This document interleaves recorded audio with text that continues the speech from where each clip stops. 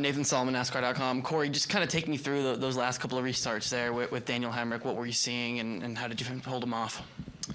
Yeah, I think the restart zone that they moved between 6 and 7 was a little bit tougher than we kind of anticipated. I think a lot of people thought, oh, we're going to be single file spaced out, leaving 7. And turn 1 won't be much of an issue. But that was kind of the last. That was not the case at all, for sure. We were definitely working hard to time the restarts right as the control car to get clear. And the last one, I think he kind of knew what I was trying to do and try to go as early as possible to throw him off a little bit. But he did a good job kind of sticking with me and crossed me over into 1, did everything right, really. Just was in a bad aero spot.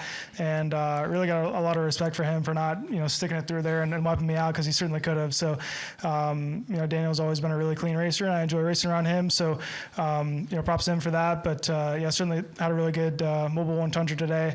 Got behind at one point, and it was pretty much impossible to pass. It felt like when we got, single file and spread out and whatnot. But, we were able to kind of get some fortunate restarts there at the end, and then, got by the 52 and was able to take control from there. So, pretty hectic day to say the least. I'm sure everyone saw it, but, glad we could pull through and, barely make it on fuel for sure. We were running out there in the last lap. Dustin Long, NBC Sports. A couple things. Going back to what you were saying about the restart zone, why do you think it maybe not as much of an impact? It didn't spread people out as much as maybe the intent or hope.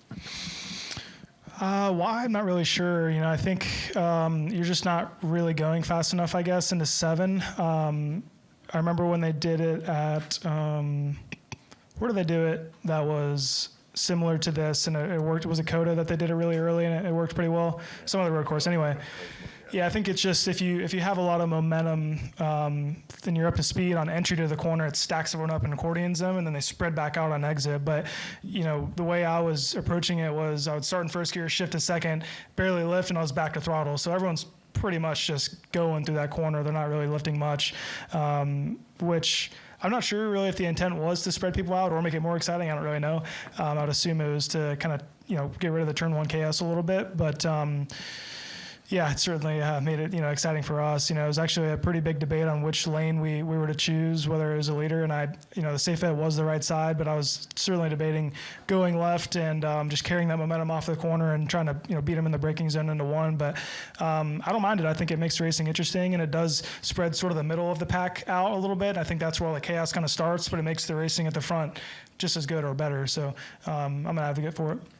So what I'm saying, like you mentioned, you went immediately when you got in the zone on the last restart. Was that as much because of the way the restart zone was out, or is that just that was a play you hadn't played yet and you were just trying to do something different? I didn't know if it was because of that, or it was kind of the circumstances that was kind of dictating a little bit in your mind how to do that last restart. Yeah, it was. I did the same thing the last 2 restarts, and my mindset was just kind of looking back to the momentum thing. It's just like the more speed we can carry into that corner, the more everyone will stack, and then I guess unstack, out of the corner. So I was thinking about mixing it up a little bit. I just didn't want him to have the leverage. I think I was hoping he was going to expect me to mix it up and then be surprised when I went early again. But he timed it really well, and then was able to cross me out of 1 and stuff. Kind of did everything right, but luckily we were able to pull through.